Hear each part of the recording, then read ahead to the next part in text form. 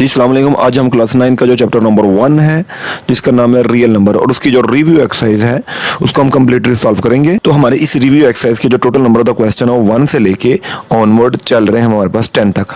तो हम अपनी इस आज वाली वीडियो में इन तमाम क्वेश्चंस को सॉल्व करेंगे। तो फर्स्ट ऑफ ऑल हमारा जो क्वेश्चन नंबर 1 है इसकी स्टेटमेंट है कि the 4 options are given against the each statement. Means हर स्टेटमेंट पर हमारे पास 4 ऑप्शंस गिवन है एंड देन कह रहा है कि encircle the correct options, और जो करेक्ट ऑप्शंस होगी उसको सर्कल करने हैं। तो हमारा जो क्वेश्चन नंबर 1 का जो फर्स्ट पार्ट है वो है √7 इज। मींस कि √7 क्या है? इंटीजर्स, रैशनल, इरेशनल या नेचुरल नंबर्स।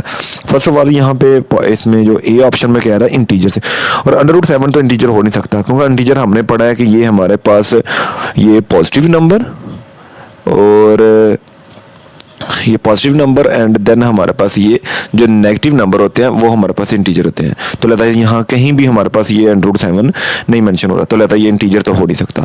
नेक्स्ट हमारे पास रैशनल नंबर कह रहा है क्या ये रैशनल नंबर हो सकता है? तो लगता है ये रैशनल नंबर भी नहीं हो सकता क्योंकि हमने रैशनल नंबर का पढ़ा था कि जो नंबर P और Q की फॉर्म में लिखे जाएँ। एक तो ये हमने पढ़ा था, और दूसरा अगर इसकी डेसिमल रिप्रेजेंटेशन में बात करें तो डेसिमल रिप्रेजेंटेशन में अगर हम √7 को चेक करते हैं तो ये हमारे पास आता है 2.645751। मीन्स कि ये जो वैल्यू है वो सारी मेरे पास है। एक तो ये नॉन टर्मिनेटिंग है, मीन्स कि ये फाइनाइट नहीं है, ठीक है। ये मीन्स कि वैल्यू कंटिन्यू है। अगर ये इनफाइनाइट है तो ये हमारे पास हुआ जी नॉन टर्मिनेटिंग। और नेक्स्ट अगर हम देखें तो ये जितने भी एलिमेंट है सारे के सारे रिपीटेड नहीं है। अगर ये रिपीटेड नहीं है तो ये नॉन रिकरिंग है, तो लिहाजा ये नॉन टर्मिनेटिंग भी है और ये हमारे पास नॉन रिकरिंग भी है। अगर हमारे पास कोई नंबर नॉन टर्मिनेटिंग हो, हमारे पास नॉन रिकरिंग हो, जो नॉन टर्मिनेटिंग और नॉन रिकरिंग हो वो रैशनल तो हो नहीं सकता, तो वो हमारे पास इर्रेशनल होगा। तो हम कहेंगे ये वो जो √7 है ये हमारे पास इर्रेशनल नंबर है। नेक्स्ट हमारे पास इसका सेकंड पार्ट है जो कि हमारे पाई एंड ई आर्स। अब मुझे बताना है कि पाई और ई क्या है, ये नेचुरल है, इंटीजर्स है, रैशनल है या इरेशनल्स। तो फर्स्ट ऑफ ऑल हम देख लेते हैं पाई है क्या। ये पाई प्रेस करता हूँ तो मेरे पास यहाँ पाई की वैल्यू आ रही है 3.141592654, और ये इसी तरह ये कंटिन्यू वैल्यू है। ये फाइनाइट नहीं, ये इनफाइनाइट है। मीन्स कि ये वैल्यू चलती जा रही है। तो अगर ये वैल्यू चलती जा रही है तो ये हमारे पास होगा नॉन टर्मिनेटिंग, क्योंकि जो वैल्यू फाइनाइट ना हो, इनफाइनाइट हो, उसे कहते हैं नॉन टर्मिनेटिंग। एक बात होगी। और दूसरी बात जितने भी अगर आप देख रहे हैं ये डेसिमल नंबर्स ये सारे के सारे नॉन रिपीटेड है। मीन्स कि कोई नंबर रिपीट नहीं हो रहा, हर आने वाला जो नेक्स्ट नंबर वो पिछले नंबर से डिफरेंट। तो फिर हम कह सकते हैं कि एक तो ये सारे नंबर नॉन टर्मिनेटिंग है, मीन्स का फाइनाइट नहीं है, और सेकंड में हम ये भी कह सकते हैं ये सारे के सारे नंबर नॉन रिकरिंग है। अगर कोई नंबर नॉन रिपीटेड हो और नॉन रिकरिंग हो तो उसे हम कहते हैं इर्रेशनल नंबर। तो फिर हमारे पास यहाँ पर जो पाई है वो हमारे पास होगा इर्रेशनल नंबर। उसी तरह हम ई को भी चेक कर लेते हैं, इसको ऑयलर नंबर कहते हैं, इसकी वैल्यू चेक करते हैं तो ये मेरे पास ऑयलर नंबर की वैल्यू आ गई जो कि 2.71828188 और ये भी इसी तरह कंटिन्यू है। ये फाइनाइट नहीं है, ये इनफाइनाइट है। अगर ये इनफाइनाइट है तो ये नॉन टर्मिनेटिंग हुई। एक बात, और जितने भी यहाँ डेसिमल नंबर सारे के सारे रिपीटेड नहीं है। अगर ये नॉन रिपीटेड है तो ये नॉन रिकरिंग हुए, तो लिहाजा हमारे पास ये ऑयलर नंबर ये भी नॉन टर्मिनेटिंग और नॉन रिकरिंग हुआ। अगर ये भी नॉन टर्मिनेटिंग और नॉन रिकरिंग हुआ तो इसको भी हम फिर कहेंगे कि ये भी हमारे पास इर्रेशनल नंबर है। नेक्स्ट हमारे पास है कि if n is not a perfect square then square root n is. कहता अगर ये जो स्क्वायर रूट के अंडर जो मेरे पास जो n आ रहा है, कहता अगर ये परफेक्ट स्क्वायर ना हो तो ये क्या होगा। पहले हम देख लेते हैं ये परफेक्ट स्क्वायर क्या है। परफेक्ट स्क्वायर से मुराद क्या है, जैसे कि मैं कहता हूँ 2 ये परफेक्ट स्क्वायर नहीं है, और साथ में अगर मैं कहता हूँ 3 5 7 हो गया जी, हमारे पास 8 हो गया, ठीक है जी, ये सारे 11 हो गए। ये जितने भी नंबर सारे के सारे ये नॉट परफेक्ट स्क्वायर है। अब ये परफेक्ट स्क्वायर कौन से होते हैं, वो ये है 4, क्योंकि 4 है हमारे पास जो स्क्वायर है ये 2 का स्क्वायर है। अगर 9 ये 3 का स्क्वायर है, 16 ये 4 का स्क्वायर है, और 25 ये 5 का स्क्वायर है। अगर ये जो नॉट परफेक्ट स्क्वायर है, अगर मैं इनका स्क्वायर रूट ले लूँ इस तरह, इन सब का जैसे मैं इनका स्क्वायर रूट लेता हूँ तो ये मेरे पास सारे के सारे जो होंगे ये इर्रेशनल नंबर होंगे। जबकि अगर मैं इनका स्क्वायर रूट लेता हूँ तो ये मेरे पास 2 के बराबर आ जाएगा, इसका लेता हूँ तो ये 3 के बराबर है, तो ये मेरे पास रैशनल नंबर आ रहे हैं। लेकिन ये जो नंबर ये इसी तरह रहेंगे तो ये एक इर्रेशनल नंबर बन रहे हैं। तो अगर परफेक्ट स्क्वायर नहीं है तो ये इर्रेशनल नंबर, अगर ये परफेक्ट स्क्वायर है तो ये एक रैशनल नंबर। लेकिन यहाँ पे कह रहा है कि n is not a perfect square, n perfect square नहीं है, तो जितने भी स्क्वायर रूट n में जो नंबर बनेंगे हमारे पास वो सारे के सारे कहलाएंगे इर्रेशनल नंबर। नेक्स्ट है हमारे पास √3 प्लस √5। तो अगर देखें तो हमारे पास √3 एक इरेशनल नंबर है और ये भी एक इरेशनल नंबर है। तो अगर हम किसी इरेशनल नंबर को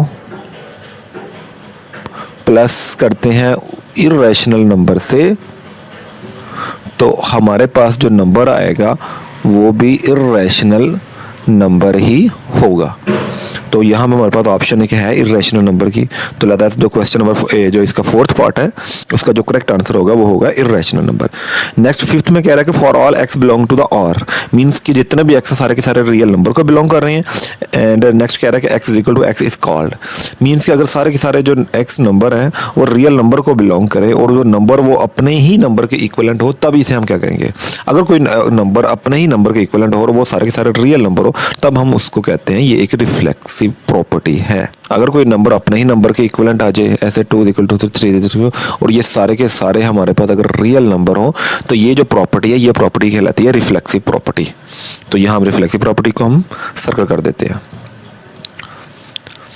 नेक्स्ट हमारे पास 6 पार्ट है जो कह के let a b and c are belong to the real number. अब हमारे पास ए बी एंड सी तीनों के तीनों रियल नंबर को बिलोंग कर रहे हैं। देन कह रहा है A greater than B and B greater than C implies that A greater than C is called the property. हम पूछ रहे हैं कि ये प्रॉपर्टी कौन सी है। तो अगर हमारे पास अगर कह रहे हैं कि लेट्स सपोज ए बड़ा है बी से एंड बी बड़ा है सी से, तो कह रहा है कि नेक्स्ट जो होगा वो ए बड़ा होगा सी से। ये कह रहा है कि ए बड़ा है सी से, मतलब ए बड़ा है बी से, बी बड़ा है सी से, यानी कि फर्स्ट ग्रेटर है सेकंड से एंड सेकंड ग्रेटर है थर्ड से। तो डेफिनेटली जो फर्स्ट है वो ग्रेटर होगा थर्ड से। तो इस तरह की प्रॉपर्टी को हम कहते हैं ये हमारे पास है ट्रांजिटिव प्रॉपर्टी है। तो ये बराबर ट्रांजिटिव प्रॉपर्टी है। नेक्स्ट है हमारे पास 7th पार्ट वो कह रहा है 2 की पावर x मल्टीप्लाई बाय 8 की power x is equal to 64 then x is, means मुझे x की वैल्यू फाइंड आउट करनी है। तो फर्स्ट ऑफ ऑल हम इसको सॉल्व कर लेते हैं। तो मैं यहाँ लिखूंगा 2 की पावर एज इट इज लिखूंगा और नेक्स्ट मेरे पास यहाँ पे है 8 की पावर x और मुझे पता जो 8 है वो 2 की पावर 3 होता है और नेक्स्ट जो x है वो मैं एज इट इज लिखूंगा इज इक्वल टू 64। अगर मैं 64 का एलसीएम लेता हूँ 2 से, 2 3 the 6, 2 2 the 4, 2 1 the 2, 2 6 the 12, 2 8 the 16, 2 4 the 8, 2 2 the 2 और 2 1 द 2। तो मेरे पास यहाँ पे 16 का जो एलसीएम लिया है वहाँ पे जो 2 आ रहे हैं वो आ रहे हैं 1 2 3 4 5 6, यानी कि जो 64 है ये मेरे पास एलसीएम लेने से आ रहा है 2 की पावर 6। अब ये दोनों मल्टीप्लाई हो रहे हैं, इनकी बेस सेम है तो यहाँ इनकी जो पावर है वो ऐड हो जाएगी और ये x 3x से मल्टीप्लाई होगा 3x इज इक्वल टू 2 की पावर 6। इनकी बेस सेम थी तो इनकी पावर ऐड कर दी। तो नेक्स्ट अब यहाँ पे देखें यहाँ भी इनकी बेस सेम है और दरम्यान में इक्वल का साइन है। अगर इनकी बेस सेम है और दरम्यान में इक्वल का साइन है तो जो इनकी जो एक्सपोनेंट है वो भी आपस में हम इक्वल कह सकते हैं। तो लिखेंगे x + 3 of x is equal to the 6 और ये x है और ये मेरे पास 3 टाइम x है, ये हो जाएगा total 4 time x is equal to 6 as it is और ये 4 मल्टीप्लाई और जाके हमारे पास है डिवाइड हो जाएगा। इसको हम सिंप्लीफाई करते हैं 2 3 द 6 और 2 2 द 4। तो मेरे पास x की वैल्यू आ रही है 3 आवर 2। तो हमारी जो करेक्ट ऑप्शन होगी वो हमारे पास है ए होगी। नेक्स्ट इसका 8th पार्ट है let a and b belong to the real number, means अब हमारे पास ए और b belong to the real numbers then a is equal to the b and b is equal to the a is called the property of, means के हमारे पास दो real number हैं और जो दोनों रियल नंबर वो इस तरह है कि पहला दूसरे के बराबर है दूसरा पहले के बराबर, तब ये प्रॉपर्टी क्या होगी। अगर हमारे पास अगर दो नंबर हो और पहले इसमें पहला दूसरे के बराबर हो और दूसरा पहले के बराबर हो तो इस तरह की प्रॉपर्टी को हम कहते हैं सिमेट्रिक प्रॉपर्टी, ये याद रखिएगा।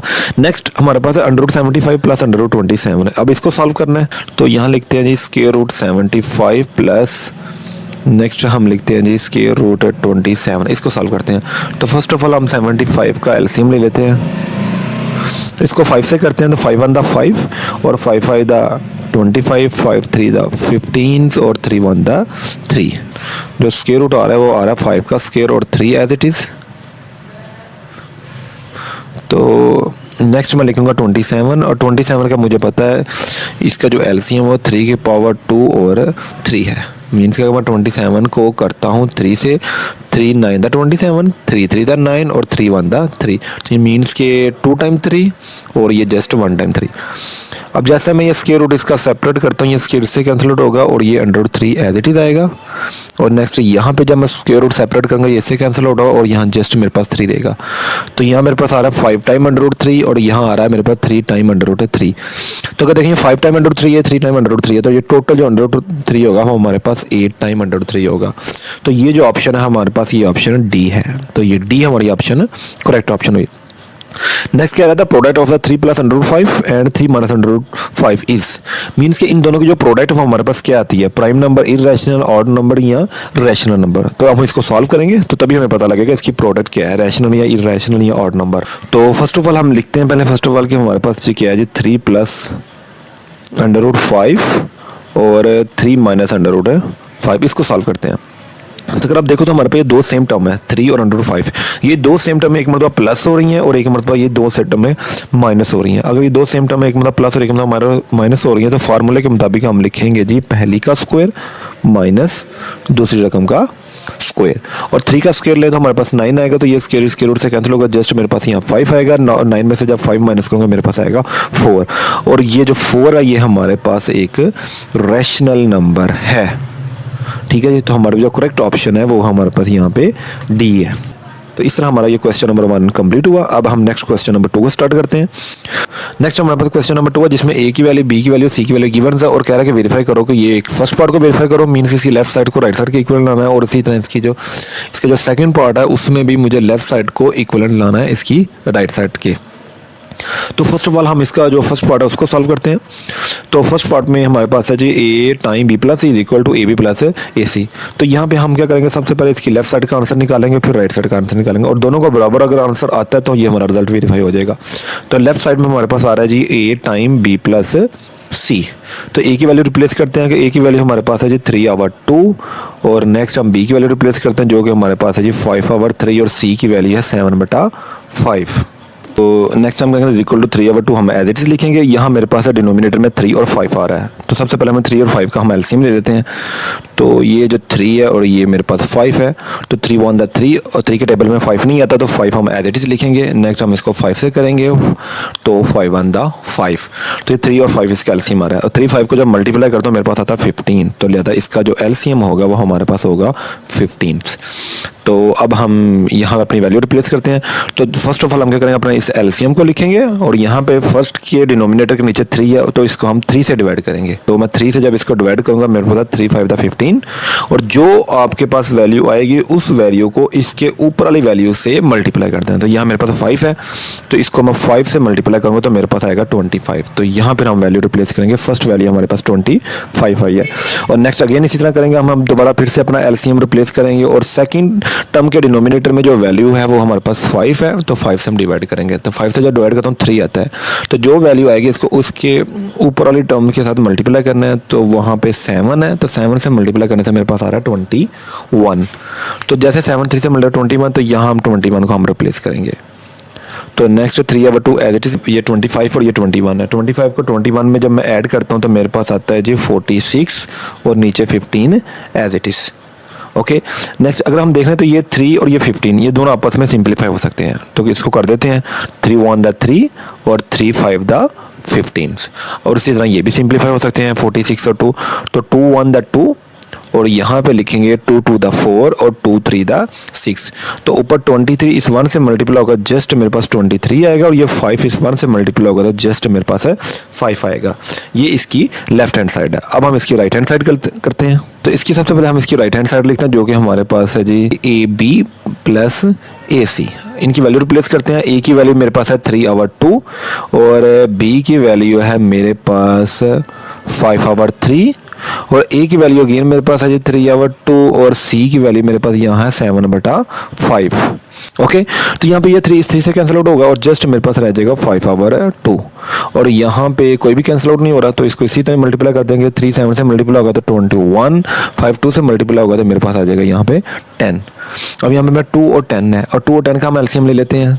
तो ये 2 और ये 10, 2 से करते हैं फर्स्ट ऑफ ऑल 2 1 2, और 2 के टेबल में जो 10 आ रहा है वो 5 पे आ रहा है। अब इसको 5 से करते हैं कि जी 5 1 5, तो एलसीएम मेरे पास बन रहा है 5 का 2 से मल्टीप्लाई करने से वो 10, तो फिर लिहाजा इसका जो एलसीएम है वो हमारे पास आया जी 10।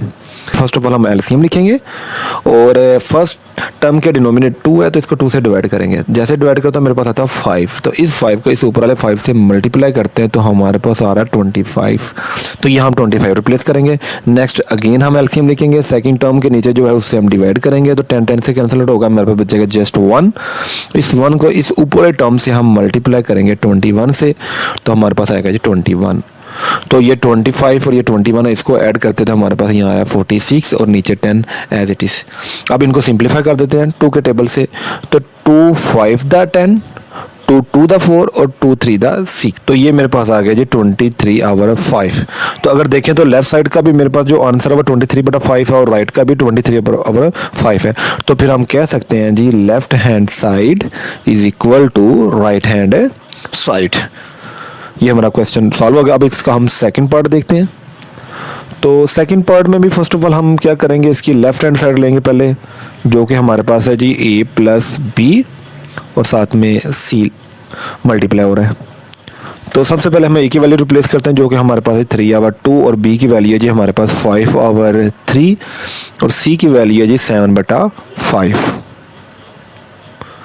ओके, ये 2 और 3 है, इसका एलसीएम लेते हैं।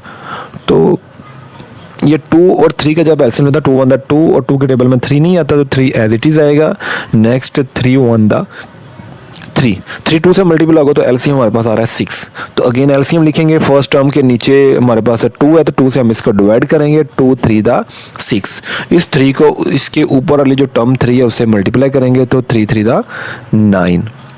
अगेन एलसीएम लिखेंगे और सेकंड के जो नीचे से डिवाइड करेंगे तो 3 2 द 6। तो जो वैल्यू आ रही है इसको सेकंड टर्म के ऊपर वाले नंबर से हम मल्टीप्लाई करेंगे तो हमारे पास आ जाएगा 5 2 द 10 और बाकी सारी वैल्यू हम एज इट इज लिखेंगे।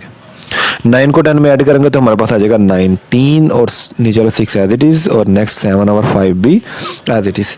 तो यहाँ हम देखें यहाँ पे कोई भी टर्म एक दूसरे से कैंसिल आउट नहीं हो रही। तो फिर हम क्या करेंगे, इस 19 को जब मैं 7 से मल्टीप्लाई करूँगा तो मेरे पास यहाँ आएगा 133 और नेक्स्ट मैं इस 6 को इस 5 से मल्टीप्लाई करूँगा तो मेरे पास यहाँ आएगा जी 30। ये हमारे पास इसकी लेफ्ट हैंड साइड आ गई है। नेक्स्ट हम इसकी राइट हैंड साइड को सॉल्व करते हैं। तो फर्स्ट ऑफ ऑल यहाँ लिखेंगे राइट हैंड साइड और राइट हैंड साइड में हमारे पास आ रहा है जी AC + BC। अब इसकी वैल्यू को रिप्लेस करते हैं। A की वैल्यू हमारे पास जी 3/2 आ रही है और C की वैल्यू हमारे पास आ रही है 7/5 और B की वैल्यू आ रही है हमारे पास 5/3 और अगेन C की जो वैल्यू आ रही है वो आ रही है 7/5। तो यहाँ कोई एक दूसरे से कैंसिल आउट नहीं हो रहा, न्यूमरेटर डिनोमिनेटर। तो ऊपर वाले टर्म को ऊपर टर्म से मल्टीप्लाई करता हूँ तो 21, 5 2 से मल्टीप्लाई होता है तो 10 और यहाँ पे ये जो 5 इस 5 से कैंसिल आउट हो रहा है तो ये 7 एज इट इज़ और नीचे 3 भी एज इट इज़। अब हमने 10 और 3 का एलसीएम लेना है। तो 10 और 3 का एलसीएम लेते हैं। ये मेरे पास 10 और ये 3, अगर 10 को 10 से मल्टीप्लाई करूँ तो 10 1 10 और 3 एज इट इज़ और नेक्स्ट मैं 3 से करता हूँ तो 3 1 3। तो 10 को 3 से मल्टीप्लाई करता हूँ तो मेरे पास जो एलसीएम आ रहा है वो आ रहा है 30। तो फर्स्ट ऑफ ऑल हम क्या करेंगे, अगेन एलसीएम लिखेंगे।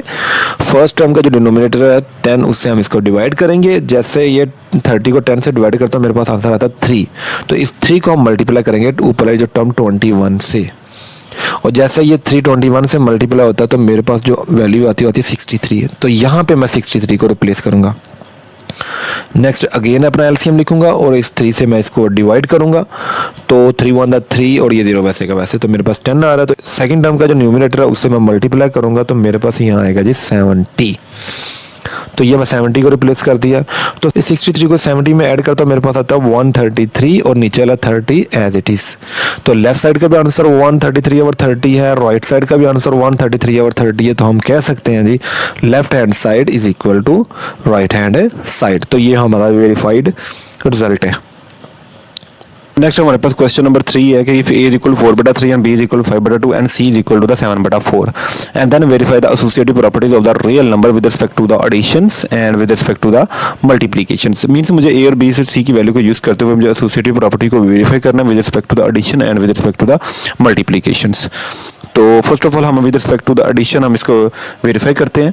तो associative property with respect to addition वो बेसिकली इक्विवेलेंट मींस कि अगर हमारे पास लेफ्ट साइड पर अगर हमारे पास 3 टर्म ऐड हो रही हैं, तो इसमें अगर हम फर्स्ट 2 टर्म्स को ऐड करके देन हम थर्ड टर्म को ऐड करते हैं, तो जो वैल्यू आएगी वो बेसिकली इक्विवेलेंट होगी उसी में। अगर हम इसकी लास्ट टर्म्स को ऐड करके देन हम इसकी फर्स्ट टर्म को ऐड करते हैं, मींस के अगर फर्स्ट 2 को ऐड करें देन आप थर्ड को ऐड करें, जो वैल्यू आएगी वो बेसिकली इक्विवेलेंट होगी कि अगर हम इसी की लास्ट टू टर्म्स को ऐड करके देन हम इसकी फर्स्ट टर्म को ऐड करते हैं। तो इन दोनों केसेस में कह रहा है इसका जो वैल्यूज है वो हमारे पास है इक्विवेलेंट होगी। तो फर्स्ट ऑफ ऑल हम इसकी लेफ्ट साइड को सॉल्व कर लेते हैं। तो लेफ्ट साइड में हमारे पास है जी a प्लस बी ब्रैकेट्स और is equal to the c। अब हम इसमें इनकी वैल्यूज को रिप्लेस करते हैं। तो फर्स्ट ऑफ ऑल हम a की वैल्यू रिप्लेस करते हैं। a की वैल्यू हमारे पास जी 4/3 प्लस और b की वैल्यू हमारे पास है जी 5/2 और हम ब्रैकेट्स को क्लोज करते हैं एंड देन प्लस और c की वैल्यू हमारे पास है जी 7/4। हमारे पास ये 3 और 2 है। जब इस दोनों का मैं एलसीएम लूँगा तो मेरे पास 3 और 2 का जो एलसीएम आता है वो आता है 6। ओके, तो फर्स्ट ऑफ ऑल मैं क्या करूँगा, इस एलसीएम को लिखूँगा। तो फर्स्ट टर्म का जो डिनोमिनेटर है 3, उससे मैं इसको डिवाइड करूँगा तो मेरे पास वैल्यू आएगी 2। इस 2 को मैं इसकी ऊपर वाली वैल्यू से मल्टीप्लाई करूँगा 4 से, तो मेरे पास जो वैल्यू आएगी वो आएगी 8। अगेन मैं इसका जो एलसीएम है 6 उसको लिखता हूँ। सेकंड का जो डिनोमिनेटर 2 है उससे मैं इसको डिवाइड करता हूँ, तो 2 से डिवाइड करने से मेरे पास 3 आता है और इस 3 को मैं इसके ऊपर वाली वैल्यू 5 के साथ मल्टीप्लाई करता हूँ तो मेरे पास आता है 15, जिसको मैं यहाँ रिप्लेस करता हूँ। बाकी ये मेरे पास जो प्लस 7/4 है इसको मैं एज इट इज़ लिखता हूँ। नेक्स्ट ये मेरे पास 8 और ये 15 है। जब इन दोनों को ऐड करता हूँ तो मेरे पास आता है जी 23/6 और ये plus 7/4 as it is. Now मेरे पास ये 4 और 6 है, मैं इनका एलसीएम लेता हूँ। ये मेरे पास 6 और ये 4 है, इसका एलसीएम लेते हैं। 2 3 द 6 और 2 2 द 4 और 3 एज इट इज़ और 2 1 द 2 और 3 1 द 3। ये मेरे पास एलसीएम इसका कंप्लीट हो गया। अब ये 3 2 से मल्टीप्लाई होगा तो 6 6 2 से मल्टीप्लाई होगा तो 12। तो यहाँ पे जो मेरे पास एलसीएम बन रहा है वो बन रहा है जी 12। यहाँ एलसीएम को मैं एज इट इज़ लिखूँगा। तो फर्स्ट के जो डिनोमिनेटर में 6 है उससे मैं डिवाइड करूँगा तो 6 2 द 12, जो वैल्यू आएगा इसकी ऊपर वाले जो टर्म 23 है उससे मैं मल्टीप्लाई कर दूंगा। और जब मैं 2 को 23 से मल्टीप्लाई करूँगा तो मेरे पास आएगा 46। तो यहाँ मैं 46 को रिप्लेस करूँगा। देन अगेन मैं अपना एलसीएम लिखूँगा और जो सेकंड का जो डिनोमिनेटर 4 है उससे मैं डिवाइड करूँगा और इस जब डिवाइड करता हूँ तो मेरे पास आता है 3 और इस 3 को मैं ऊपर टर्म जो 7 है इससे मल्टीप्लाई करूँगा तो 21। तो वो 21 मैं यहाँ रिप्लेस करूँगा। तो देन ये 46 और 21 को ऐड करता हूँ तो मेरे पास आता है जी 67/12 एज इट इज़। ये दोनों मज़ीद सिंप्लीफाई नहीं होते, तो ये हमारी इसकी लेफ़्ट साइड है। देन हम इसकी राइट साइड स्टार्ट करते हैं। तो हमारे पास ये जो राइट साइड है वो basically a plus b plus c है। तो इसमें हम इनकी वैल्यू को रिप्लेस करते हैं। तो फर्स्ट ऑफ ऑल a की वैल्यू रिप्लेस करते हैं जो कि हमारे पास है जी 4/3 प्लस और b की जो वैल्यू है हमारे पास है जी ये 5/2 और प्लस और c की वैल्यू मेरे पास है 7/4। सबसे पहले हम इसकी जो स्मॉल ब्रैकेट्स हम इसको सॉल्व करते हैं, बाकी सारे को एज इट इज़ लिखते हैं। ये 4 और 2 है। अगर मैं 4 और 2 का एलसीएम लेता हूँ 1 द 2 2 2 द 4 और अगेन ये 1 एज इट इज़ और 2 1 द 2।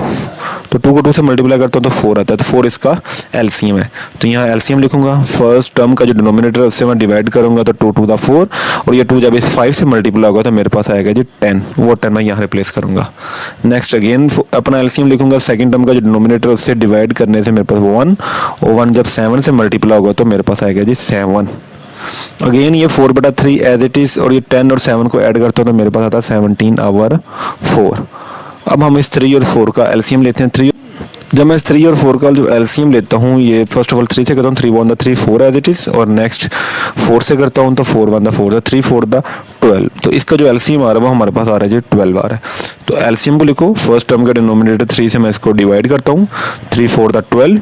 इस 4 को जब इसकी जो ऊपर वाली टर्म जो 4 है उससे मल्टीप्लाई करता हूँ तो मेरे पास आता है 16। तो वो 16 मैं यहाँ रिप्लेस करता हूँ। अगेन मैं अपना एलसीएम लिखूंगा और यहाँ सेकंड टर्म का जो डिनोमिनेटर 4 है उससे मैं डिवाइड करूँगा 4 3 द 12 और इस 3 को जब मैं 17 से मल्टीप्लाई करूँगा तो मेरे पास यहाँ आएगा जी 51 और ये 51 मैं यहाँ रिप्लेस करता हूँ। ये 16 और ये 51 जब मैं ऐड करता हूँ तो मेरे पास आता है 67/12। तो देखा जाए तो हमारे पास यहाँ पर लेफ्ट साइड का भी आंसर 16/12 और राइट साइड का भी 16/12। तो हम यहाँ कह सकते हैं कि left hand side is equal to right hand side in associative property with respect to addition में। हम इसी को क्वेश्चन को सॉल्व करते हैं with respect to the multiplications. पहले हमने इसको सॉल्व किया with respect to the addition, अब हम इसको सॉल्व करेंगे with respect to the multiplication से। तो मैं पता है associative property with respect to the multiplication वो बेसिक इक्विवेलेंट था ए क्रॉस बी क्रॉस सी। मींस अगर पहले फर्स्ट ऑफ ऑल हम ए और बी को मल्टीप्लाई करते हैं देन हम सी को मल्टीप्लाई करें, ये बेसिकली इक्विवेलेंट होगा अगर हम ए को लास्ट पे मल्टीप्लाई करें और इसकी जो बी और सी जो सेकंड और थर्ड टर्म है और उसको हम पहले मल्टीप्लाई करें। तो फर्स्ट ऑफ ऑल हम इसकी लेफ्ट साइड लेते हैं जो कि हमारे पास है ए क्रॉस बी क्रॉस सी, और जो ब्रैकेट्स अप्लाई करनी है फर्स्ट ऑफ ऑल फर्स्ट और सेकंड टर्म में अप्लाई करनी है। तो लेफ्ट साइड में फर्स्ट ऑफ ऑल हम इनकी वैल्यू रिप्लेस करते हैं। तो ए की जो वैल्यू हमारे पास है ये 4/3 और बी की वैल्यू है 5/2 और सी की वैल्यू रिप्लेस करते हैं जो कि हमारे पास है 7/4। इनको थोड़ा सा सिंप्लीफाई कर लेते हैं। ये 2 इस 2 से सिंप्लीफाई हो रहा है 2 to the 4, तो ये वाला 2 जो ऊपर वाले 5 से मल्टीप्लाई होगा और नीचे जस्ट हमारे पास 3 बच रहा है और बाकी सारा एक्सप्रेशन हम एज इट इज़ लिखेंगे। और ये जो 2 और ये 5 है यहाँ अगेन हम इस 2 को इस 2 से सिंप्लीफाई कर सकते हैं 2 to the 4। तो देखा जाए हमारे पास यहाँ जस्ट 5 बचा, ऊपर 7 और नीचे हमारे पास 3 और 2 बच रहा है। 5 को जब मैं 7 से मल्टीप्लाई करता हूँ तो मेरे पास आ जाए 35 और 3 को 2 से मल्टीप्लाई करता हूँ 6। तो ये सिंप्लीफाई नहीं होते, तो लगता है ये हमारी इसकी लेफ्ट हैंड साइड है। तो नेक्स्ट हम इसकी राइट हैंड साइड सॉल्व करते हैं। तो राइट हैंड साइड में कि A cross into B cross C, means first of all हमने बी और सी को मल्टीप्लाई करना है देन हम इसको ए के साथ मल्टीप्लाई करना है। तो हम इसकी वैल्यू को रिप्लेस करते हैं। तो फर्स्ट ऑफ ऑल हमारे पास जो ए की वैल्यू वो है हमारे पास 4/3 क्रॉस बी की वैल्यू रिप्लेस करते हैं जो कि हमारे पास है 5/2 और सी की वैल्यू हमारे पास है 7/4। तो यहाँ पे ये जो 4 बाहर आ रहा है इस 4 से कैंसिल आउट हो जाएगा और यहाँ पे मेरे पास बचेगा जस्ट 1/3 और अंदर मेरे पास बच रहा है 5 × 7 और यहाँ पे जस्ट 2।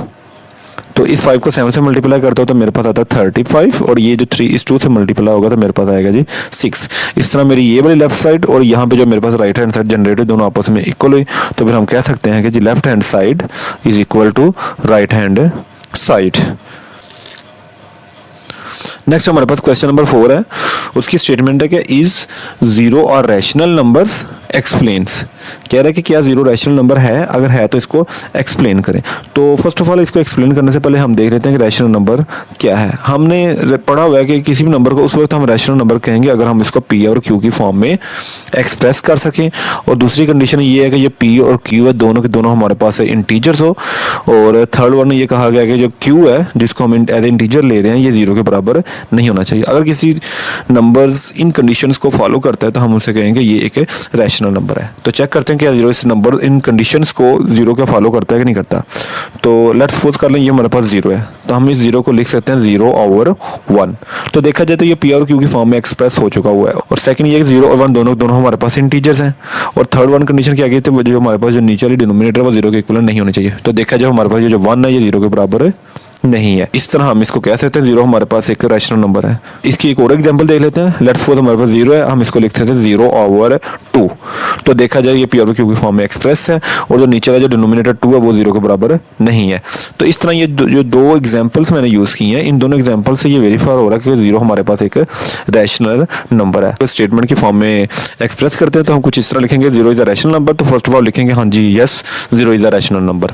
देन हम इसको एक्सप्लेन करेंगे। एक्सप्लेनेशन में सबसे पहले लिखेंगे रैशनल नंबर की डेफिनेशन जो कि ये कि number in the form of P और Q where P and Q belong to the integers and Q not equal to the 0 is called the rational number. Mean कि फर्स्ट ऑफ ऑल हमने अपनी जो definition थी rational number की वो replace कर दी कि भाई कोई नंबर जो पी और क्यू की फॉर्म में एक्सप्रेस किया जाए उसका जो पी और क्यू दोनों के दोनों इंटीजर्स हो और जो नीचे वाला जो डिनोमिनेटर है वो 0 के बराबर नहीं होना चाहिए, तो उसको हम कहेंगे रैशनल नंबर।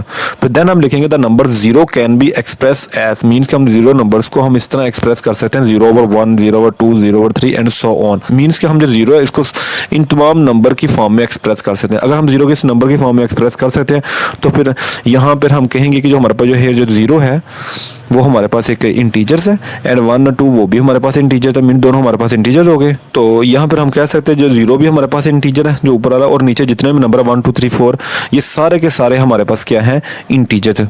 और सेकंड नीचे वाले जितने भी नंबर है सारे के सारे नॉन 0 हैं, मीन्स 0 के इक्विवेलेंट नहीं है। तो फिर हम कहेंगे कि yes we can say that 0 is a rational numbers. तो नेक्स्ट हमारे पास क्वेश्चन नंबर 5 है कि state the trichotomic properties of the real numbers. हमें जो रियल नंबर की जो ट्राइकोटोमिक प्रॉपर्टीज है उसको हमने रिप्रेजेंट करना है। तो फर्स्ट ऑफ ऑल हम कुछ इस तरह लिखेंगे कि for all a and b belong to the real number, means कि हमने लेट कर लिया कि ए और बी जो हमारे पास है ये दो रियल नंबर्स हैं।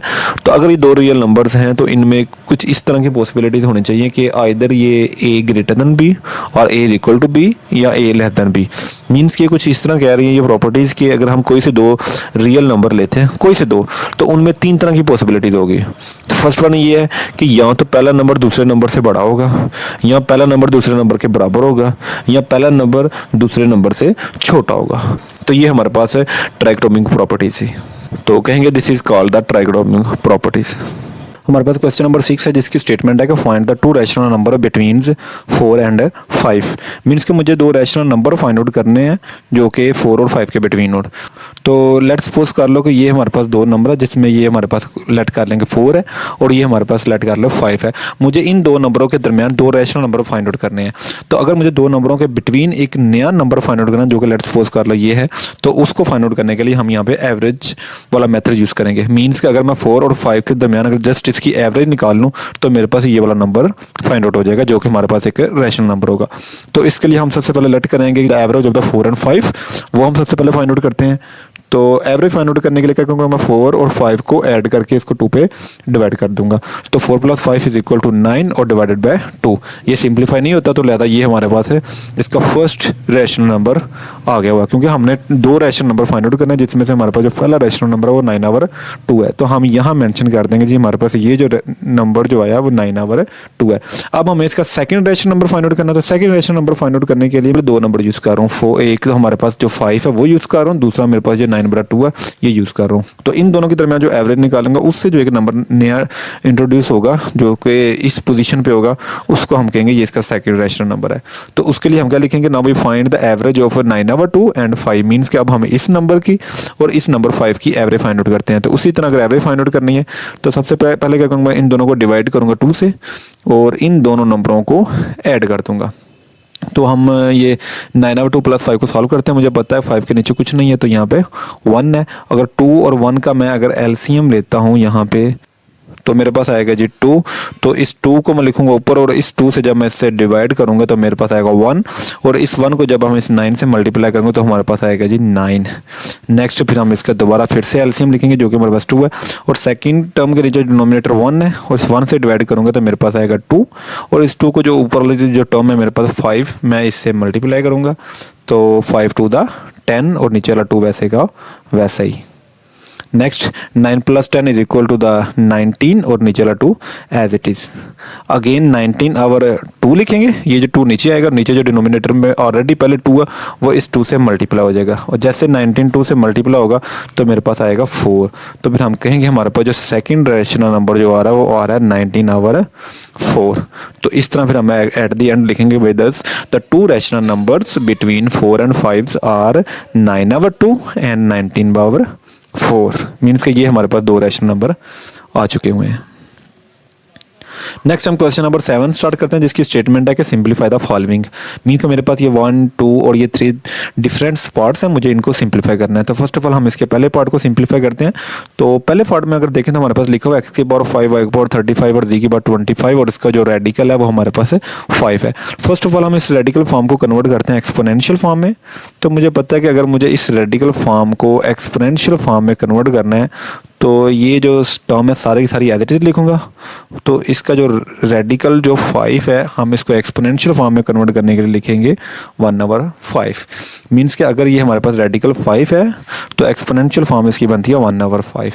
अगर ये जस्ट इस तरह ये रेडिकल साइन होता तो हमने इसको लिखना था 1/2। अभी हमारे पास यहाँ पे 5 है तो हम क्या करेंगे, इस 2 की जगह हम यहाँ पे 5 रिप्लेस करेंगे। तो नेक्स्ट हमारे पास ये जो पावर 1/5 होल पावर है ये सारे जो वेरिएबल्स हैं उन पर सेपरेट अप्लाई हो जाएगी। मीन्स के फर्स्ट जो वेरिएबल है x है जिसकी पावर 15 है इसके साथ 1/5 मल्टीप्लाई हो गएगा।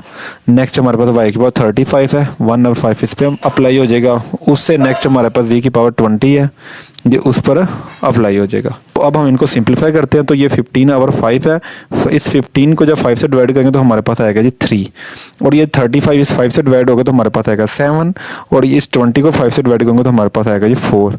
तो अब हमारे पास जो बाकी बच रहा है वो बच रहा है जी x की पावर हमारे पास जस्ट 3 बच रहा है, तो यहाँ हम लिखेंगे जस्ट 3, और y की पावर जस्ट हमारे पास 7 बच रहा है, तो यहाँ लिखेंगे y की पावर है 7, और नेक्स्ट यहाँ हमारे पास जो g की पावर 4 बच रहा है, तो लिहाजा हम जस्ट g की पावर 4 रिप्लेस करेंगे, तो ये हमारे पास इसका फाइनल आंसर आ गया। नेक्स्ट हम इसका सेकंड पार्ट, तो सेकंड पार्ट में लिखा हुआ है 27 की पावर 2x का होल रेडिकल हमारे पास 3 है। तो फर्स्ट ऑफ ऑल हम क्या करेंगे, इसकी रेडिकल फॉर्म खत्म करते हैं। तो उससे पहले हम देखेंगे हमारे पास 27 है, तो हमें पता है अगर मैं 27 का एलसीएम लूँ, 3 9 द 27, 3 3 द 9 एंड 3 1 द 3, तो मेरे पास 27 का जो एलसीएम आ रहा है वो 3 की पावर 3 आ रहा है। तो मैं यहाँ रिप्लेस करता हूँ कि 27 जो हमारे पास 3 की पावर 3 है, और ये जो 2x हम एज इट इज लिखेंगे, और नेक्स्ट ये जो हमारे पास रेडिकल 3 है ये हमारे पास आएगा 1/3। ओके, तो नेक्स्ट हम क्या करेंगे, अपने इस 3 को हम इस 3 से कैंसिल आउट कर देंगे, तो मेरे पास जस्ट बचेगा 3 की पावर 2x। तो ये जो कि हमारी सिंपलीफाइड फॉर्म है, तो ये हमारा इसका फाइनल आंसर है। तो नेक्स्ट हम क्वेश्चन नंबर 7 का जो थर्ड पार्ट है उसको सॉल्व करते हैं। तो थर्ड पार्ट में लिखा हुआ है 6 टाइम 3 की पावर n+2 और 3 की पावर n+1 माइनस 3n। हम इसको सॉल्व करते हैं। तो इसको सॉल्व करने के लिए हम क्या करेंगे, अगर हम देखें तो ऊपर जो न्यूमरेटर में मेरे पास 3 की पावर n ऊपर में भी मौजूद है, और अगर नीचे देखें तो यहाँ भी 3 की पावर n है और यहाँ भी 3 की पावर n है। मैं क्या करूँगा, इन न्यूमरेटर और डिनोमिनेटर दोनों में 3 की पावर n को कॉमन ले लेता हूँ। तो अगर मैं ऊपर 3 की पावर n में कॉमन लिखता हूँ तो यहाँ मेरे पास बचेगा फर्स्ट ऑफ ऑल 6, और ये 3 की पावर n मैंने कॉमन ले लिया हुआ है, तो मेरे पास नेक्स्ट बचेगा जस्ट 3 की पावर 2, तो मैं लिखूंगा जस्ट 3 की पावर 2। और नेक्स्ट अगर यहाँ से अगर मैं 3 की पावर n कॉमन लेता हूँ डिनोमिनेटर में, तो 3 की पावर n जैसे कॉमन लेता हूँ तो मेरे पास 3 की पावर n कॉमन लेने के बाद यहाँ पर जस्ट ये 1 बचेगा, तो यहाँ लिखूंगा 3 की पावर 1 माइनस, और नेक्स्ट अगर देखें तो यहाँ पे मेरे पास 3 की पावर n अकेला है, तो लिहाजा जैसे ही मैं ये 3 की पावर n कॉमन ले लूँगा तो यहाँ पे मेरे पास जस्ट बचेगा 1। तो यहाँ पे हम क्या करेंगे, 3 की पावर n को 3 की पावर n से कैंसिल आउट कर देंगे। तो नेक्स्ट ये 6 वैसे का वैसे लिखेंगे, 3 की पावर 2 हमें पता है ये 9 के इक्वलेंट है, और नीचे मेरे 3 की पावर जो 1 है मेरे पास 3 के इक्वलेंट है, और 3 में से जैसे मैं 1 को माइनस करूँगा तो मेरे पास यहाँ जस्ट बचेगा जी 2। ओके, नेक्स्ट मैं 6 को जब 9 से मल्टीप्लाई करूँगा तो मेरे पास आएगा जी 54, और ये 2 अगेन ऐसे कैसे। अब हम इस 54 को 2 से डिवाइड करते हैं। जैसे मैं 54 को 2 से डिवाइड करता हूँ तो मेरे पास आता है जी 2 to the 4 और 1 कैरी जो कि 14 बनेगा, और 2 7 द 14। तो लिहाजा इसको सिंप्लीफाई करने से जो मेरे पास आंसर आ रहा है वो आ रहा है 27। क्वेश्चन नंबर 8 है जिसमें लिखा है the annual income of the Tayyab is 9,60,000 rupees while the exempted amount is 1,30,000। Means के तैयब की जो सालाना आमदनी है वो हमारे पास 9,60,000 रुपया है, वाइल द एग्जेम्प्टेड अमाउंट, और जबकि कि जो उसकी एग्जेम्प्टेड अमाउंट है वो 1,30,000 रुपया है। तो कह रहे हैं कि how much tax would he have to pay at the rate of the 0.75%। कहते हैं बताओ फिर अगर वो 0.75% के हिसाब से अगर वो टैक्स पे करता है तो वो जो टैक्स की रकम है वो हमारे पास कितनी होगी। तो यहाँ पे देखा जाएगा तैयब की जो सालाना आमदनी में 9,60,000 रुपया, और यहाँ पे एक नई टर्म ऐड की गई है एग्जेम्प्टेड अमाउंट। पहले हम इसको डिस्कस कर लेते हैं कि एग्जेम्प्टेड अमाउंट क्या है। मीन्स के तैयब की अगर 9,60,000 रुपये इनकम है और उसने टैक्स पे करना है, तो इसने 9,60,000 रुपये टैक्स पे नहीं करना। इसने पहले जो गवर्नमेंट की तरफ से इसे जो इस कैंडिडेट को 1,30,000 रुपये की छूट दी गई है, पहले हम ये रकम इस 9,60,000 में से माइनस करेंगे, तो जो रिमेनिंग अमाउंट आएगी उस पर तैयब ने टैक्स पे करना है।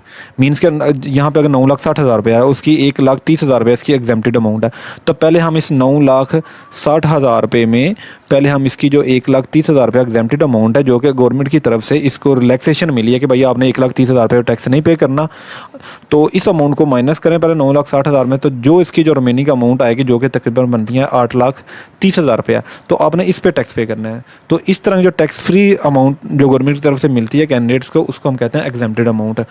तो ये पहले हमने इसमें से एग्जेम्प्टेड अमाउंट निकालनी है, तो फिर हमने जो रिमेनिंग अमाउंट है उसको 0.75% के हिसाब से उसकी जो टैक्स की अमाउंट है वो हमने फाइंड आउट करनी है। तो फर्स्ट ऑफ ऑल सबसे पहले हम लेट्स सपोज कर लेते हैं कि जो तैयब की जो एनुअल इनकम है वो हमारे पास 9,60,000 रुपया है, और उसकी जो एग्जेम्प्टेड अमाउंट है वो 1,30,000 रुपया है।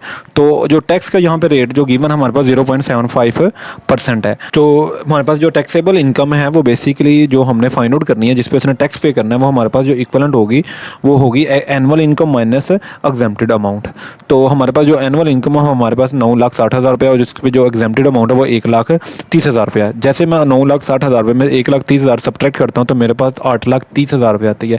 तो ये इसकी टैक्सेबल इनकम है, मीन्स कि ये वो इनकम है जिस पर तैयब ने टैक्स पे करना है और जो टैक्स का जो रेट है वो 0.75% है। तो नेक्स्ट अब हम इसकी जो टैक्सेबल अमाउंट है वो फाइंड आउट कर लेते हैं। मीन्स के फर्स्ट ऑफ ऑल हमने पहले इसकी टैक्सेबल इनकम निकाली है, मीन जिस पर इसने टैक्स पे करना है वो हमने निकाली है। अब हम इसकी निकाल रहे हैं टैक्सेबल अमाउंट। अब हमें जो इसकी टैक्स अमाउंट बनती है 0.75% से वो हम निकाल रहे हैं। तो वो बेसिकली इक्विवेलेंट होगी 0.75% ऑफ द ये 8,30,000 रुपये। तो सबसे पहले हम क्या करेंगे, जो हमारे पास जो 0.75% है इसका जो परसेंट है वो रिमूव करेंगे। तो परसेंट को रिमूव करने के लिए मैं इसको 100 से डिवाइड करूंगा और मल्टीप्लाई करूंगा 8,30,000 से। तो नेक्स्ट जैसे मैं 0.75 को 100 से डिवाइड करता हूं तो मेरे पास आता है 0.0075 और मल्टीप्लाई बाय 8,30,000 रुपया। और जैसे 0.0075 को मल्टीप्लाई कर देता हूँ 8,30,000 से तो मेरे पास जो वैल्यू आती है वो आती है 6,225। तो लिहाजा ये टैक्सेबल अमाउंट है जो तैयब ने पे करनी है 8,30,000 रुपये पे। क्वेश्चन नंबर 9 है, लेट कर लेते हैं अब्दुल्ला पिकअप 96 बॉल्स। अब्दुल्ला ने 96 बॉल पिकअप की हैं एंड प्लेस दम इनटू द 2 बकेट्स और फिर उसको 2 बकेट्स में उसने उसको रख दिया है। And 1 buckets has 28 more balls than the other buckets. और कह रहा है कि जो उसके पास जो एक बकेट्स है उसमें 28 बॉल ज़्यादा हैं दूसरी बकेट्स की निस्बत। And how many balls were in the each buckets, फिर बताओ हर बकेट्स में कितनी कितनी बॉल्स होंगी। मीन्स अब्दुल्ला ने 96 बॉल टोटल उसने पिकअप की हैं और फिर उसको 2 बकेट्स में डाल दिया और 2 बकेट्स में इस तरह डाला है कि एक बकेट्स में 28 बॉल, कह रहा 28 बॉल ज़्यादा हैं देन द अदर बकेट दूसरी बकेट्स की निस्बत। तो फिर बताओ हर बकेट्स में कितनी कितनी बॉल होंगी। तो इसके लिए हम सबसे पहले लेट कर लेते हैं जो हमारे पास जो टोटल बॉल्स हैं अब्दुल्ला के पास वो 96 है। तो अब हम फर्स्ट बकेट्स को लेट कर लेते हैं जी, let the number of the balls put in the first buckets. Mean से पहली बकेट्स में से जितनी भी बॉल रखी हैं हम उसको एक्स कह लेते हैं। अगर हम पहली बकेट्स में जितनी बॉल हैं उसको एक्स कह रहे हैं तो कन्फर्म में तो जो दूसरी बकेट्स होगी हम उसको एक्स प्लस 28 लिखेंगे, क्योंकि सवाल में ये मेंशन था कि आप पहली बकेट्स में जितनी भी बॉल डालें दूसरी बकेट्स में कन्फर्म है उसमें 28 बॉल ज़्यादा होंगी। तो नेक्स्ट हम बाय द गिवन कंडीशन लिखेंगे जो हमारे पास जो पहली बकेट है जिसको हम एक्स कह रहे हैं दूसरी बकेट जिसको हम एक्स प्लस 28 कह रहे हैं, ये दोनों जो बकेट्स हैं हमें पता है इन दोनों बकेट्स में जितनी भी बॉल हम डाल रहे हैं जिसमें एक 28 बॉल ज़्यादा डाल रहे हैं, बेसिक इन दोनों का जो टोटल जो सम है वो हमारे पास 96 के ही इक्वलेंट है। तो फिर हम इसको कुछ इस तरह लिखेंगे जी, इन दोनों बकेट्स जो कि हमारे पास पहली बकेट एक्स है दूसरी एक्स प्लस 28 है, इन दोनों का जो सम है वो 96 के इक्वलेंट हो। तो ये हमारे पास 1 टाइम एक्स है, ये 1 टाइम एक्स है, ये इक्वलेंट हो जाएगा हमारे पास 2 टाइम एक्स और ये 28 हम एज इट इज़ लिखेंगे, आगे 96 भी एज इट इज़। तो देन ये हमारे पास 28 प्लस हो रहा है, इस तरफ जाके हमारे पास ये 28 माइनस हो जाएगा। तो जैसे मैं इस 96 में 28 को माइनस करता हूँ तो मेरे पास आता है यहाँ पे 68 आ रहा है। तो ये 2x एज इट इज़, यहाँ पे 2 मल्टीप्लाई हो रहा है, इस इक्वल के इस तरफ जाके इससे डिवाइड हो जाएगा और जैसे 68 को 2 से डिवाइड करते हैं 2 3 6 और 2 4 8, तो x की वैल्यू मेरे पास 34 आ गई और x को मैंने रिप्रेजेंट किया फर्स्ट बकेट से। तो इसका मतलब हुआ कि मेरे पास जो फर्स्ट बकेट है, यहाँ लिखते हैं जी हमारे पास जो फर्स्ट बकेट है उसमें हमारे पास 34 बॉल्स हैं। अब हम सेकेंड बकेट में चेक करते हैं कि कितनी बॉल हैं। उससे पहले लिखेंगे सेकेंड बकेट जिसकी इक्वेशन हमने लेट की है एक्स प्लस 28। तो यहाँ रिप्लेस करेंगे जी एक्स प्लस 28, एक्स की वैल्यू हमने 34 फाइंड आउट की है और ये 28 ऐसे का ऐसे ही। और 34 में जब ये 28 ऐड करूँगा तो मेरे पास यहाँ बनेगा जी ये 62। तो इस तरह हमारे पास जो सेकंड बकेट है उसमें हमारे पास जो बॉल्स आ रही हैं 62 आ रही हैं। तो इस तरह हमारे पास जो फर्स्ट बकेट है उसमें हमारे पास 34 बॉल आई हैं और जो हमारे पास जो सेकंड बकेट है उसमें हमारे पास 62 बॉल आ रही हैं। तो ये हमारा इसका फाइनल आंसर है। नेक्स्ट हमारे पास क्वेश्चन नंबर 10 है जिसकी स्टेटमेंट है कि Salma invested 3,50,000 rupees in a bank. Salma ने कह रहा है बैंक में 3,50,000 रुपये इन्वेस्ट किया which paid a simple profit at the rate of the 7 time 1/4% per annum. उसको जो प्रॉफिट दिया जा रहा है सिंपल प्रॉफिट उसका जो रेट है वो कह रहा है 7 टाइम 1/4% पर एनम है आफ्टर द 2 ईयर्स। और जैसे इस तरह 2 साल गुजरते हैं the rate was increased to the 8% per annum और उसका जो रेट है सिंपल प्रॉफिट का उसको बढ़ा के 7 टाइम 1/4% से बढ़ाकर उसको कर दिया गया 8% पर एनम। और find the amount she had eight the end of the 7 year. तो फिर कह रहा है इस तरह जैसे 7 साल गुजरते हैं, फिर बताओ उसकी जो सलमा की जो अमाउंट क्या होगी, मीन्स के 3,50,000 रुपया जो उसने बैंक में इन्वेस्ट किया है, तो 7 साल गुजरने के बाद फिर बताओ उसकी जो एक्चुअल अमाउंट है वो कहाँ तक पहुँचेगी। तो सबसे पहले हम क्या करेंगे, इस क्वेश्चन को सॉल्व करने से पहले हम इसका रफली आइडिया देख लेते हैं कि इस क्वेश्चन में ओवरऑल है क्या है। कि लेट्स सपोज कर लो कि ये हमारे पास टाइम ड्यूरेशन है जो कि टोटल हमारे पास 7 ईयर्स है। तो 7 ईयर्स में लेट कर लेते हैं ये मेरे पास 2 ईयर्स हैं, और जो रिमेनिंग है वो हमारे पास लेट कर लें कि ये हमारे पास 5 ईयर्स हैं। तो अगर ये 5 ईयर्स हैं तो ये 2 ईयर्स हैं। हमें पता है जो 2 ईयर्स है उसका जो रेट है सिंपल प्रॉफिट का वो इन्होंने हमें बताया वो 7 टाइम 1/4%। तो ये हम मेंशन कर देते हैं कि 2 ईयर्स का जो रेट है 7 टाइम 1/4% है, और 5 ईयर्स का जो रेट है वो हमारे पास 8% है। तो हम क्या करेंगे, सबसे पहले जो 2 ईयर्स का जो रेट इसने बताया 7 टाइम 1/4% है, इस परसेंट के हिसाब से हम 2 ईयर्स का पहले हम प्रॉफिट निकालेंगे। फिर हम क्या करेंगे, 5 ईयर्स का 8% पर एनम के हिसाब से हम इसका प्रॉफिट निकालेंगे। जब हम इन दोनों का प्रॉफिट निकाल लेंगे, इसको हम सम करेंगे फिर प्रॉफिट को, देन जो इसकी एक्चुअल अमाउंट है जो हमारे पास यहाँ पे 3,50,000 रुपया उसको साथ में अटैच करेंगे जो कि हमारे पास है 3,50,000 रुपया। इन तीनों अमाउंट को जब मैं सम करूँगा तो यहाँ पे जो मेरे पास वैल्यू आएगी ये इसका फाइनल आंसर होगा। मीन्स के दोबारा फिर से मैं बात रिपीट करता हूँ कि सबसे पहले हम 2 ईयर्स का प्रॉफिट निकालेंगे, देन हम इसके 5 ईयर्स का प्रॉफिट निकालेंगे, इन दोनों प्रॉफिट्स को ऐड करेंगे, प्लस इसकी जो एक्चुअल अमाउंट है 3,50,000 रुपये उसको ऐड करूँगा। इन तीनों को ऐड करने से जो फाइनल हमारे पास आंसर आएगा वो हमारे पास इसकी एक्यूरेट अमाउंट होगी।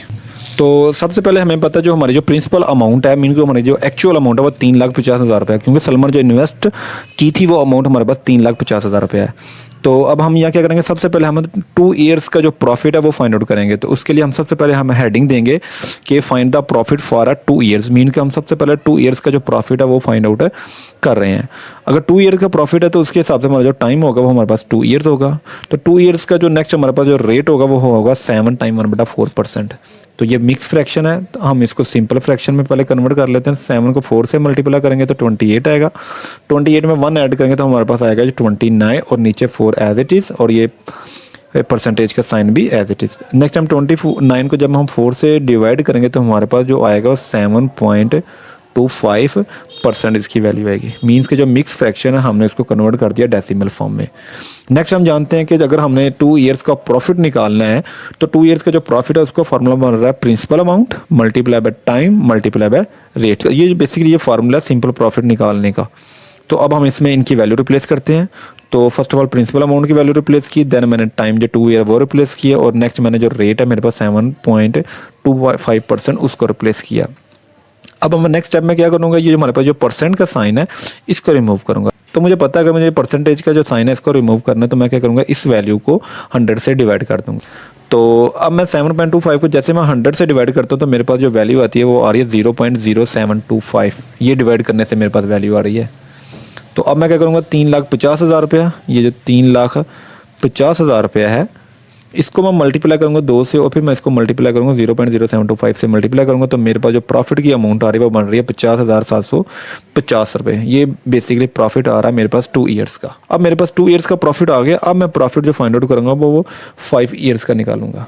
अगर 5 ईयर्स का प्रॉफिट निकालूंगा तो इसके अकॉर्डिंग मेरे पास जो टाइम होगा वो 5 ईयर्स होगा, और जो रेट होगा हमारे पास 8% है। तो हम जानते हैं कि जो प्रॉफिट का जो फार्मूला वो actual amount multiply by time multiply by rate इनकी। तो अब मैं इनकी वैल्यू रिप्लेस करता हूँ। जो मेरे पास है प्रिंसिपल अमाउंट की वैल्यू 3,50,000 रुपये, टाइम मेरे पास 5 ईयर्स और रेट मेरे पास 8% है। तो उसी तरह मैं इस परसेंटेज को का जो साइन है इसको रिमूव करता हूँ। तो इसको रिमूव करने के लिए मैं क्या करूँगा, 100 से डिवाइड करूँगा। डिवाइड करने से मेरे पास आएगा 0.08 इसकी वैल्यू आएगी। और नेक्स्ट स्टेप में क्या करूँगा, इन सारी वैल्यूज़ को जैसे मैं आपस में मल्टीप्लाई करता हूँ तो मेरे पास जो वैल्यूज़ आ रही है प्रॉफिट की वो आ रही है 1,40,000 रुपये। और ये जो प्रॉफिट की अमाउंट आ रही है बेसिकली 5 ईयर्स की अमाउंट आ रही है। तो अब मेरे पास 2 ईयर्स का प्रॉफिट भी आ गया, मेरे पास 5 ईयर्स का प्रॉफिट आ गया। अब मैं टोटल अमाउंट निकालूंगा 7 ईयर्स की। तो उसके लिए मैं क्या करूंगा, अपनी ये जो एक्चुअल जो मेरे पास ये जो प्रिंसिपल अमाउंट है उसको लूँगा, अपने 2 ईयर्स का प्रॉफिट लूँगा, और जो मेरे पास 5 ईयर्स का प्रॉफिट है इसको लूँगा, और इन तीनों वैल्यूज़ को मैं सम करूँगा। तो इसके लिए फिर मैं लिखूंगा total profit after the 7 years that is equal to the actual amount जो कि प्रिंसिपल अमाउंट है प्लस 2 ईयर्स का प्रॉफिट एंड देन प्लस करूंगा 5 ईयर्स का प्रॉफिट। और जैसे मैं इन तीनों वैल्यूज़ को ऐड करता हूँ तो मेरे पास बन रही है जो वैल्यू वो 5,40,750 रुपये बन रहे हैं। मीन्स के 7 साल के बाद सलमा के पास जो इसने 3,50,000 रुपये इन्वेस्ट किया हुआ है वो इक्वलेंट हो जाएगा 5,40,750 रुपये के। और ये हमारे पास इसका फाइनल आंसर है।